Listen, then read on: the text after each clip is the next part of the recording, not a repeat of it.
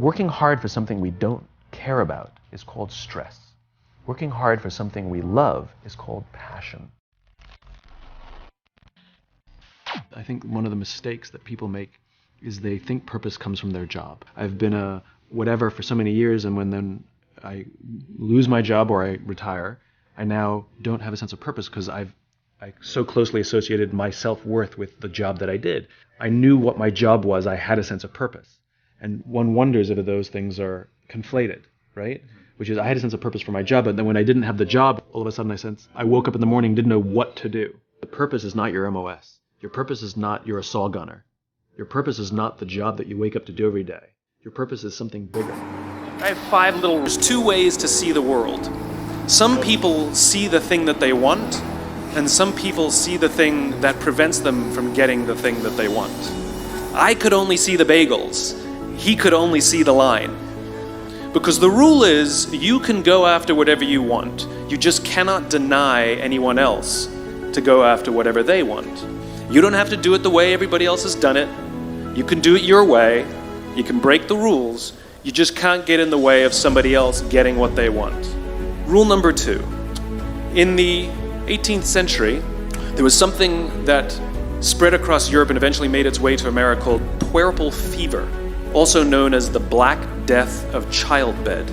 Basically what was happening is women were giving birth and they would die within 48 hours after giving birth. This Black Death of childbirth was the ravage of Europe, and it got worse and worse and worse over the course of over a century. And these doctors and men of science wanted to study and try and find the reason for this Black Death of childbed, and so they got to work studying, and they would study the corpses of the women who had died. And in the morning they would conduct autopsies, and then in the afternoon they would go and deliver babies and finish their rounds. And it wasn't until somewhere in the mid-1800s that Oliver Wendell Holmes realized that all of these doctors who were conducting autopsies in the morning weren't washing their hands before they delivered babies in the afternoon. And he pointed it out and said, "Guys, you're the problem."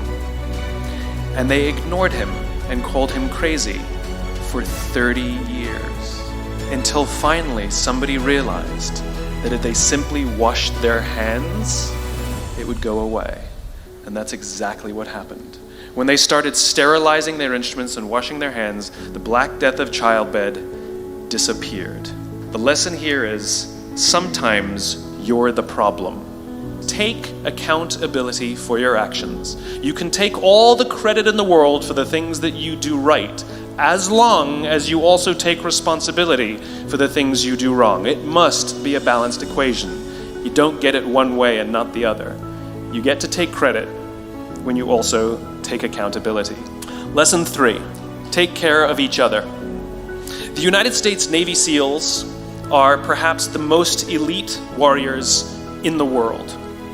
And one of the SEALs was asked, who makes it through the selection process? Who is able to become a SEAL? And his answer was, I can't tell you the kind of person that becomes a SEAL. I can't tell you the kind of person that makes it through BUD/S, but I can tell you the kind of people who don't become SEALs. He says the guys that show up with huge, bulging muscles, covered in tattoos, who want to prove to the world how tough they are, none of them make it through. He said the preening leaders who like to delegate all their responsibility and never do anything themselves, none of them make it through. He says some of the guys that make it through are skinny and scrawny. He said some of the guys that make it through, you will see them shivering out of fear. He says, however, all the guys that make it through, when they find themselves physically spent, emotionally spent, when they have nothing left to give physically or emotionally, somehow, some way, they are able to find the energy to dig down deep inside themselves, to find the energy to help the guy next to them. They become SEALs, he said. You want to be an elite warrior. It's not about how tough you are. It's not about how smart you are. It's not about how fast you are.